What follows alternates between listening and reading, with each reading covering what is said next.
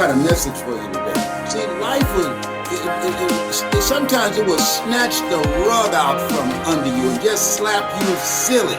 I said, bam! There goes that key. I mean, you know they have those fights and somebody get knocked silly and the referee say, how many hands and fingers I got up in the air? Gosh, I think I see 12. God, let me tell you. And so, I want you to think about what you want. I got some big plans. I want to work with some people that are hungry. I want to work with some people that are serious. I want to work with some people that want to take their game to the next level, that want to learn from me. God has blessed me, and I was born to motivate you, to bring out the greatness in you. You learn, you earn, you pass it on. And I'm looking for people who are open and receptive to what I can pass on to them. See, there are three types of people. They're winners, they're losers, and they're winners who not discovered how to win. And they keep on knocking their head up against the wall. They keep on frustrating themselves. They keep on making the same mistakes over and over and over again. They are stuck. Why? Because they don't know what they don't know, and they think they know. You can't see the picture when you're in the frame. That's where mentoring comes in. That's where coaching comes in. That's where I come in. You think being here, accomplishing what I've accomplished, you think I might know a little something?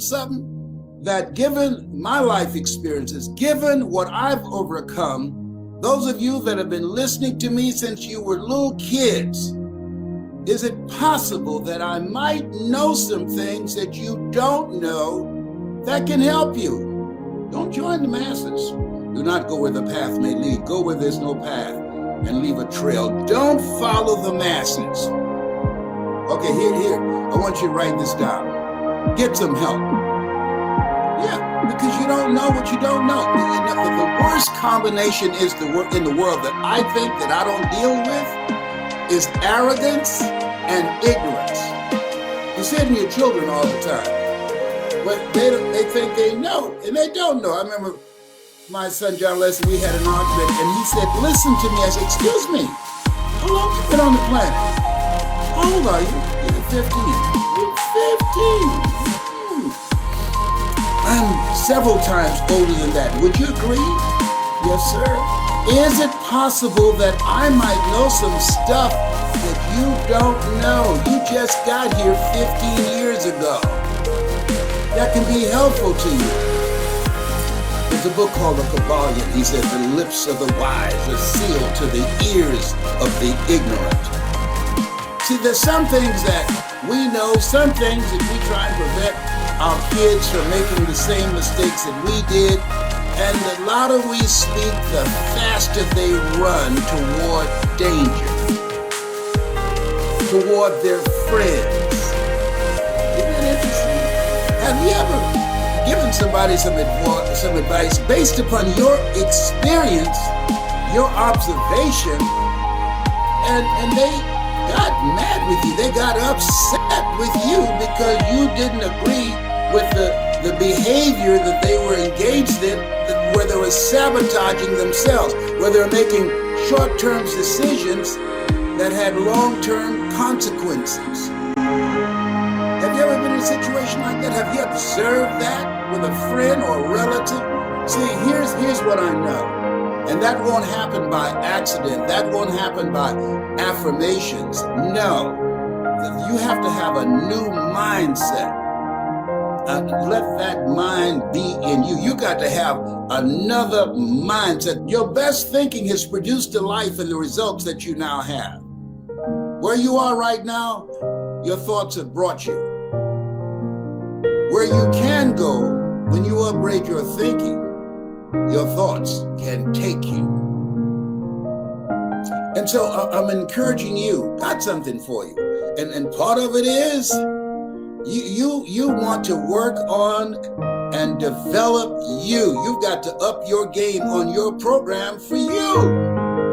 The things that you're going to fortify yourself so you can be ready for the fight. You know, in school, one of the first things they need to teach us in school that life is a fight for territory, for peace of mind, for health, for your relationships, for your family, for the kind of life that you want to live. Reading, writing, and arithmetic, oh, that's nice, and that can't take you where you want to go. You can survive on that, but you can't live on that. You have to have an expanded vision of yourself. You've got to get ready to deal. I remember, I just remember his name. A guy named Leotha Kelsey. And I was in elementary school, in Douglas Elementary School in Miami. And Leotha Kelsey, he was heavy. And every day, he was taller than I was, about 2 years. And every day he would chase me home to beat me up. Why? Because he could. He outweighed me probably about 25 or 30 pounds. And he was fast too, but I was faster. And every day he would try and catch me. Sometimes he would beat me up. He would wait out in the parking lot. He was a bully. He just beat me. He beat other people too. And I tried to fight him, but he was just too big to handle. And so until I started leaving school a little earlier, sneaking out, and had another exit strategy. And one day I started running toward home, and I looked back, and Leotha Kelsey, he anticipated that. I think he'd asked some people, "Where is Leslie?" And they told him I went out another door from Douglas Elementary School, and he was waiting behind a car. I guess he decided, you know what? I think I'm gonna touch him up a little bit. And so when I saw him, I started running. And so when I got about halfway home, I said, Mama, open the door. Open the door. Leotha Kelsey's behind me. Open the door. And my mother looked, and she locked the door. I said, Mama, I'm here pulling on the door. I said, Mama, open the door. He's coming. He's right behind me. She said, fight. And Leotha grabbed me by the neck and slung me off the porch and threw me in some bushes. And there was a new soda drink called Topa-Cola that was designed to compete with Coca-Cola. And I fell in the grass, and my head touched the Topa-Cola. When I came up, sometimes when life knocks you down, don't just lay there. Look around for something that you can come up with. I came up with a Topa-Cola, and I bust him into him. Bam! He said, oh my God. And then I hit him again. Bam! He was shocked. He was startled because he wasn't accustomed to me fighting back. I thought it was cruel and mean that my mother would lock the door. She said, fight! And boy, when the blood started coming down his face, he said, oh my God! And he went running, blood coming up both sides of his head. And I'm saying, hold that Topa-Cola bottle, that'll learn you. Oh my God! Leotha Kelsey came to school with his head all bandaged up. He didn't chase me no more. Somebody said, you gonna beat up Leslie today? No, he crazy. I see sometimes people got to know you crazy. You can't make this stuff up. Listen, we got to fight all the way to the end. Because, see, I said yesterday that life it's really, it's fascinating. Life is a fight for territory. And once you stop fighting for what you want, what you don't want will automatically take over. It's a fight for territory. Life is about transformation. Life, it's about disruptions. Life, it's about miracles. You are here to grow. You must die daily to who you are so you can give birth to who you are to become. And there will be interruptions along the way. Life is like a box of chocolates. You never know what you're going to get. That's all I got to say about that. And it's about miracles. You have miracle working power. The fact that you're still here. So this is different. This is very, very different. And so as you look at yourself, look at your goals, look at your dreams, you got to have a game plan for you. You got to have a game plan for your mind. We do what we want to do.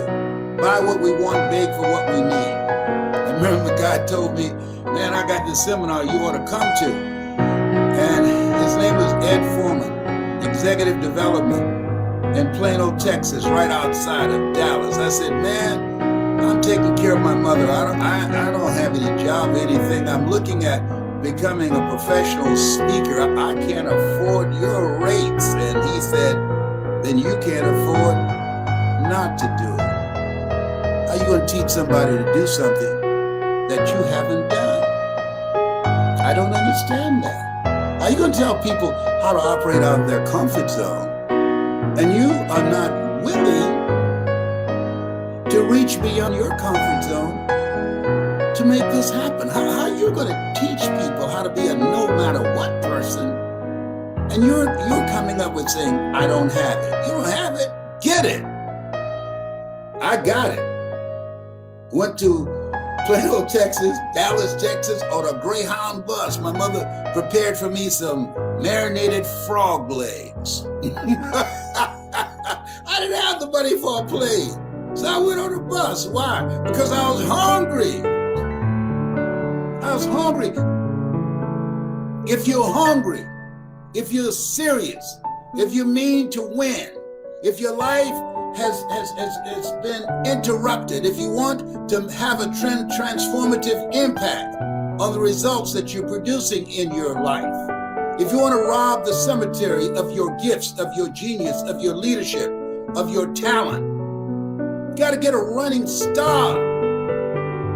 When you want to transform your life, when you are dealing with some interruptions that you did not see coming, you got to tap into your miracle working power. That's your superpower. You have miracle working power. That's why the book of life says, eye has not seen, ear has not heard, nor has entered the heart of mankind what God has in store for you. When you are serious about taking your life to the next level to get it done, are you serious? Are you ready to get some stuff done that you didn't get done this year?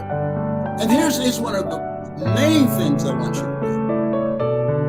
do. Follow the protocol. Practice social distancing from people and the refrigerator. And I want to ask you a question. What's your strategy for being here? Being here is not a given. Last night I woke up around 3:05. I looked at the clock. I was sweating profusely. Listen to me. This might surprise you. Guess what?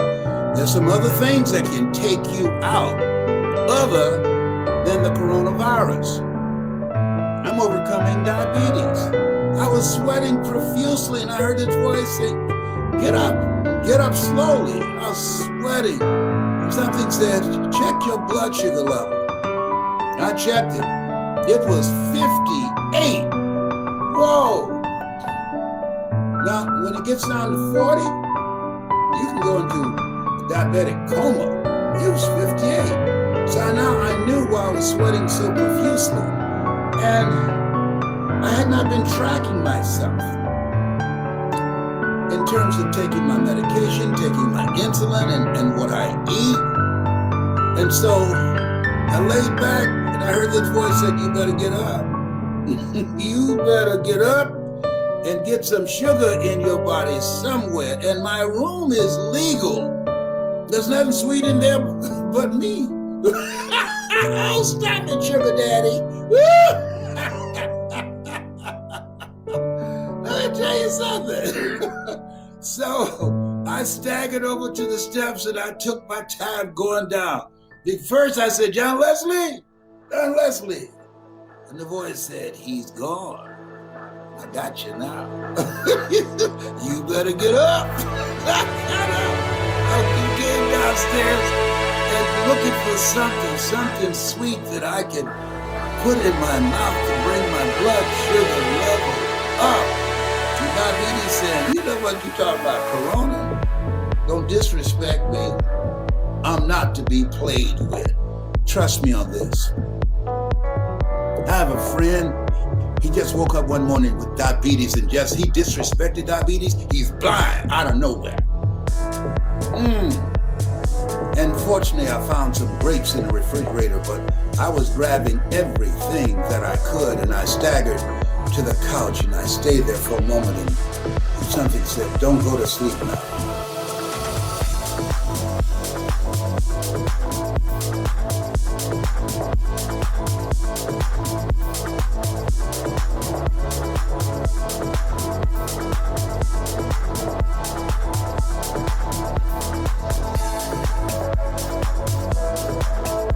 There's some other things that can take you out other than the coronavirus, your blood pressure, heart disease, diabetes. It's horrible, it's cruel. And I passed out on the couch. And I woke up this morning, you know what I said? To God be the glory. To God be the glory. All things work together for good.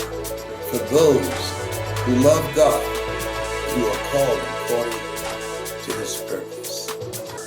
How many of you ever had a close call and you knew that you're here not because of you? You knew, no. You know in your heart of hearts that you are here because of God's grace and mercy. If anybody didn't tell you, I know why I'm here. It's very important to know that.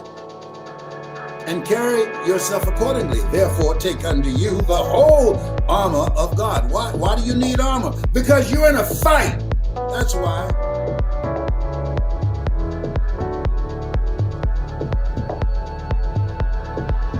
Now I want to ask you a question. What's your strategy for being here? What's your health? And you got to keep it moving. You got to move. You got to, if you want to be here longer, studies indicate, here's something that's important. Your mindset, for part of the strategy, is not only working on your mind, but working on your body. Why? Because you can't do anything. Your health is your wealth. So part of my health plan, I do things that make me happy. I'm not going to the gym. No. But at least I can dance for 30 or 45 minutes at home with something that I enjoy. Come on. No excuse is acceptable. I decided it's a fat boy move if I go through the day and don't dance. That's a fat boy move. That means that I'm committed more to being fat than being in shape. Until the pain of staying the same is greater than the pain of change, you will never change. This doesn't work for me. No, I'm too vain. No. Because I'm 75 don't mean I have to look 75 and act 75 like I got one foot on the banana peeling and the other one in the graveyard. No, I got to up my game to be here. And part of that is knowing that nothing tastes as good as health feels. Knowing what the Honorable Elijah Muhammad said. He said, eat to live, don't live to eat. No. So I'm making healthy choices. And I created a drama-free zone around me. Don't bring no drama up in here because I'm not the one. I don't do drama. Create a drama-free zone for family members, for your children, for friends, your job, anybody that you know. Let them know, draw the line, put your foot down. I'm not the one. I'm not the one. Life has no duplicate. See, people have a propensity for drama, and you end up having a heart attack.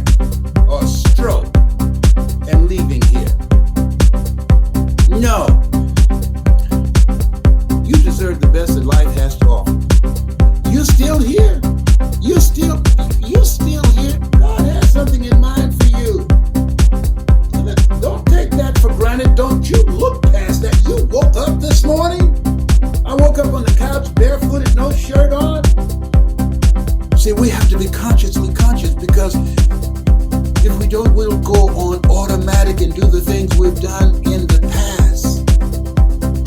If you want different results, here's something else. As you look at yourself, look at your goals, and look at your dreams, it's very important. Right now, you got to do an assessment of your relationships. You earn within $2,000 to $3,000 of your closest friends. Dr. Dennis Kimbrough said he was right. If you're the smartest one in your group, you need to get a new group.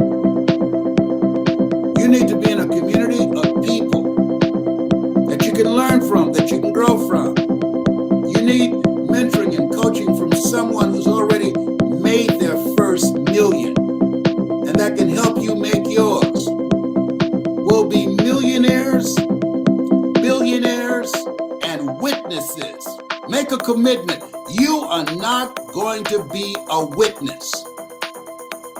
That you're going to be in the first two columns, either a millionaire or a billionaire. It took me 3 years to earn my first million. So do I know a little something about how you can use your voice, use your story, use your knowledge, use your experiences to create your first? I think so. And how many of you are ready to make your first? It's not beyond your reach. I remember as a kid, millenniums don't know anything about that. They had a program called The Millionaire. Mark Anthony. And he went to this guy, and every week this guy would give him $1 million to give to some unknowing, unsuspecting person. And every time that program would come on, The Millionaire, when it went off and somebody came to the house, knocked on the door, I'd jump up, I'd run to the door. My mama said, "Where you going?" I said, I think that's the man with the $1 million check, Mama. She said, "Boy, if you don't sit your behind down, if he had $1 million he had over town, that he'd have got it busted in the head by now." I was so caught up in that. I love that program. I loved it. And I remember when I got into the speaking business, and Sue Burkhardt, I got to call Sue today, she's my secretary. And one day I heard her say, "No, whoa, oh my God." And I was speaking in Detroit at the time. My office was in the Penobscot building. I was giving a speaking series called Choosing Your Future. And she said, "This can't be real." And she came in my office and she said, "Look at this, Mr. Brown." And it was a check for $1 million with my name on it. She said, "This can't be real."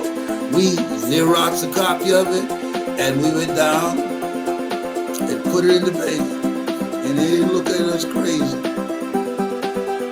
And they checked, "It's good. It's good, yeah." So I looked at my cousin Boo. He since made his transition. I said, "Okay, I'd like to withdraw some money, please." So we took out around $5,000. Boo loved to cook, so he would get pots and pans, and I went to the bookstore to get some more books and cassette tapes. Millenniums don't know about that.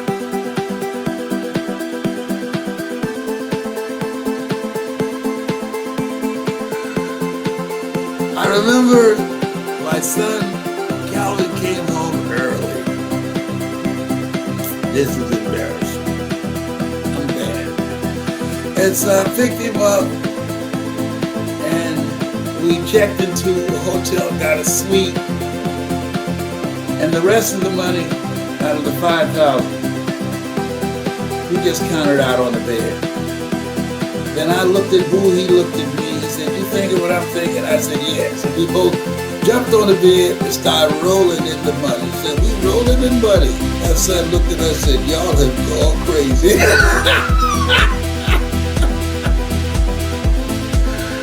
Oh my God! Oh boy. You can take them out the country, but you can't take the country out of there. Oh man, what an experience. Listen, life is full of transformation, disruptions, and miracles. Who would have thought somebody born in an abandoned building on a floor that don't even know my parents, labeled educable mental retarded? Who would have thought that somebody would write me a check for $1,125,000 to be exact? You have no idea what God has in store for you. Doesn't matter what you've lost. What matters is what you're going to build. Where you go from here. 8 out of 10 millionaires have been bankrupt. Oh, that doesn't mean anything. What has been taken away. What you have is enough. You are enough. You are the money. Become a part of a community of like-minded people who are going in your direction. Don't do this thing called solo. Don't hang out with the same people. Use this time to upgrade your relationships. Go through each person you communicate with most, including family members, and ask the question, what is this relationship doing to me? Write that down. What is this relationship doing to me? Am I growing mentally and emotionally and spiritually? Am I smarter? Am I a better person because of this relationship? Is this relationship an asset to me or a liability? She said, in some relationships, you got to let go, including relatives. Let go or be dragged. I had a friend of mine, she had to fire her parents. John had to fire her parents. She filed for divorce from her parents. Her father was physically and emotionally abusive, and her mother watched. She was a witness and didn't stop it, didn't intervene. And she, one day at 14, called the police department and asked, if you are a victim of parental abuse, can you file charges against your parents and get a divorce from them because you don't want to be in a house with them anymore? And so the person who answered the phone and said, yes. So she then said, well, I want to report a person who's a victim of that. And he said, okay, you want to put him on the phone? And she said, I am the person. And she has a rather strong voice. He said, oh, you sound like an adult. Well, I am the person. My father is very abusive. I'm sitting up here with a black eye now and a busted lip. I'm not going to school today. So he said, come in. And that was the beginning of it. Father graduated from Harvard. She represented herself at 14. Her parents sat on one side in the courtroom and she sat on the other. And when she finished with him, and he got on the witness stand, and she finished with him, she's an attorney now, graduated from UCLA, is my personal attorney. They granted her a divorce from her parents. See, there's nothing as powerful as a made-up mind. You don't have to settle for an abusive life. You don't have to settle for living a small life. Therefore, take unto you the whole armor of God. You got to fight for the life that you want. Herein my Father glorified that ye bear much fruit. Much fruit. You are not here to live a small life. You are here to bear much fruit. And you got to live life like you mean it. You got to be serious about being happy, being joyful, having your health, having great relationships, living a life that you feel good about, a life that you're proud of. Now, there's a difference between surviving and living. You think it's the same? If you believe there's a difference between living life on your terms or surviving with the life that has been given you in this place where we are, this is not normal. This is strange. We're waiting for the next shoe to drop. if you agree with me that your life matters, your dreams matter, your talents matter, and you must treat them like they matter. Then you have to create a movement, and you are the movement.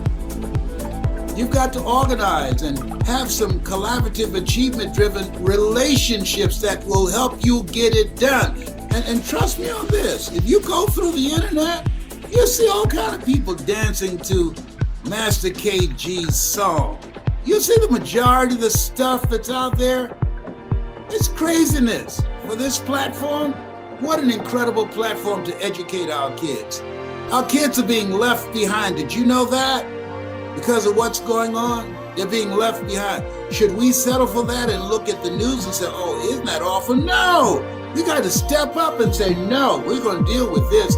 There will be an intervention from us. We ain't talking about no Russian intervention. There will be an intervention from us. You think I'm going to leave my kids, my grandchildren, in the hands of the public school to educate them? No, I'm going to complement. I'm going to intervene to make sure that they have a winning shot, that they have the ability to be able to live their dreams rather than self-destructive behavior.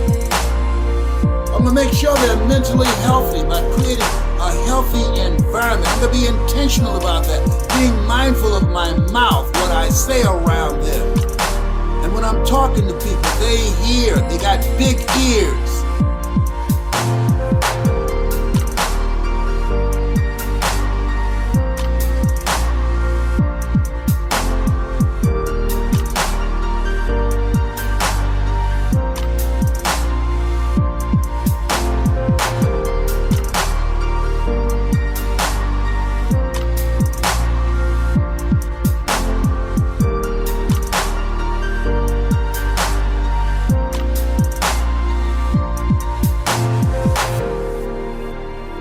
They watch us. They watch us. And then when we're uncertain, when we don't have a plan of action, when we're not standing strong, when we don't have a spirit of optimism, when we're not joyful, all things work together for good for those who love God and for those who are called according to his purpose. When we're not answering the call on our life, they're watching us. We're examples for them. Our energy, our behavior, the choices we make, they see it. We're not in this by ourselves.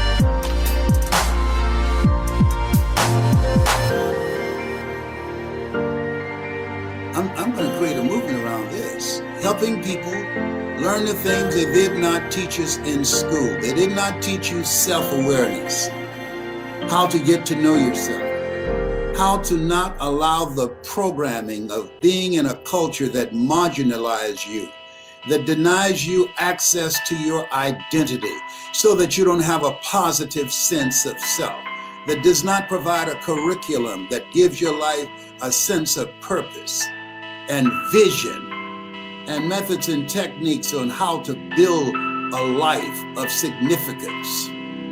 Things we should have learned in school. that life has value.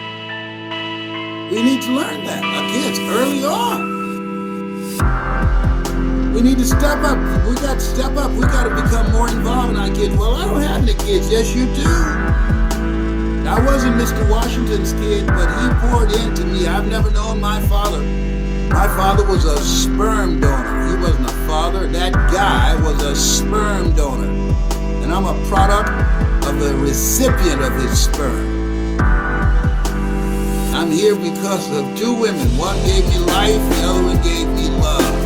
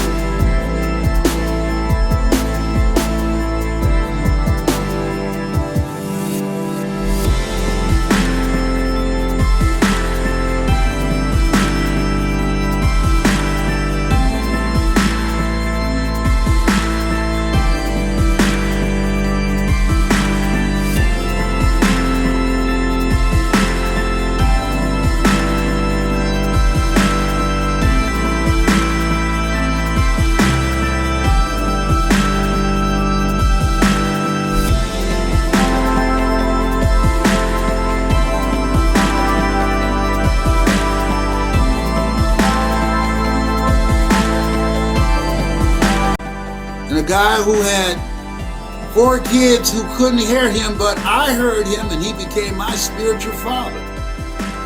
I can't tell you the number of young men who say, you don't know me, but you've been a father to me, man. When I saw you on PBS doing those motivational seminars and fundraisers for PBS, when I saw you on television, when I saw you in the Georgia Dome speaking to 80,000 people, I said, look at that brother. He's not singing, he's not running with a football with a helmet on his head and trying to knock down somebody at 35 miles an hour. He doesn't play basketball. Look at that brother. He's not dancing, he's not singing, he's giving people words to live by. And I decided, I want to do that.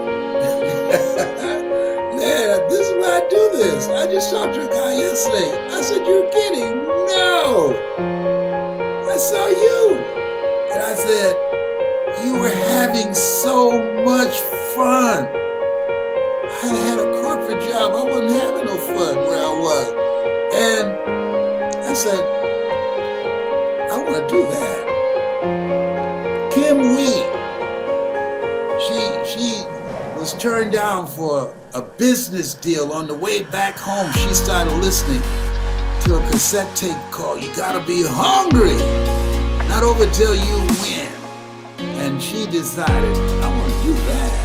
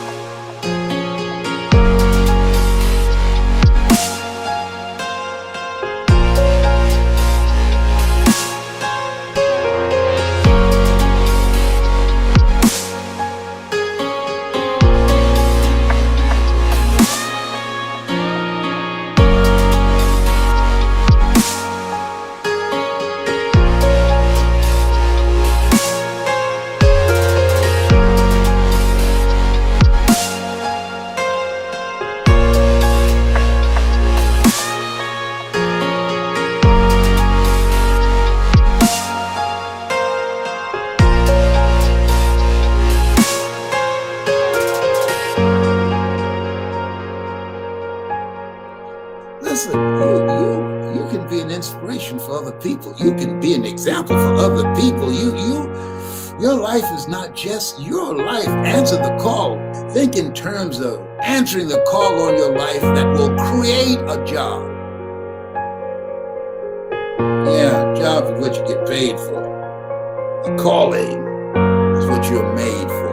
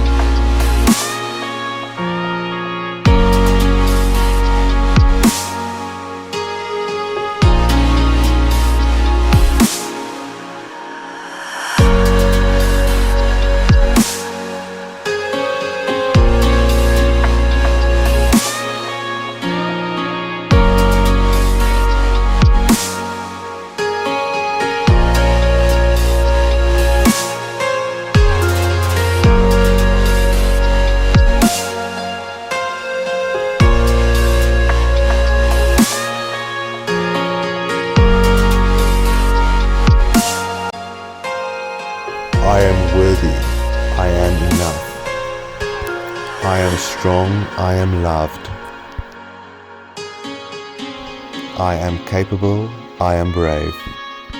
I am deserving, I am saved. I am unique, I am true. I am beautiful inside and out. I am powerful, I am free. I am worthy of love, I see. I love myself, I am kind. I am grateful for my peace of mind.